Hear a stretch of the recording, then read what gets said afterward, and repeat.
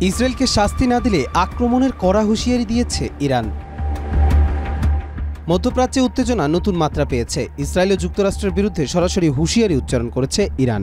এক শীর্ষ নিরাপত্তা কর্মকর্তা সম্প্রতি রাশিয়া সংবাদ মাধ্যম আরটিকে দেয়া এক সাক্ষাৎকারে বলেন, ইসরায়েল যদি ইরানের পারমাণবিক স্থাপনায় হামলার জন্য উপযুক্ত শাস্তি না পায় এবং যুক্তরাষ্ট্র যদি ক্ষতিপূরণ না দেয়, তাহলে তেহরান কঠোর প্রতিক্রিয়ায় প্রস্তুত থাকবে।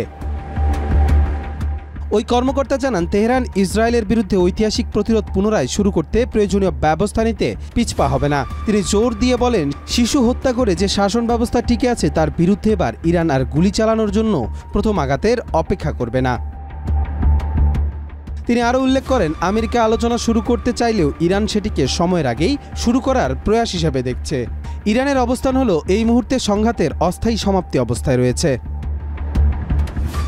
13 জুন থেকে ইসরায়েল ও যুক্তরাষ্ট্র মিলে ইরানের একাধিক পারমাণবিক স্থাপনায় হামলা চালায়। এর জবাবে ইরান ট্রু প্রমিস 3 অপারেশনের অংশ হিসেবে 22টি পাল্টা ক্ষেপণাস্ত্র নিক্ষেপ করে, যার লক্ষ্য ছিল ইসরায়েল নিয়ন্ত্রিত অঞ্চল। একই সঙ্গে যুক্তরাষ্ট্রের আল উদেইদ ঘাঁটিতে ইরান একাধিক হামলা চালায়, যা এখন পশ্চিম এশিয়ার সবচেয়ে গুরুত্বপূর্ণ মার্কিন ঘাঁটি হিসেবে পরিচিত।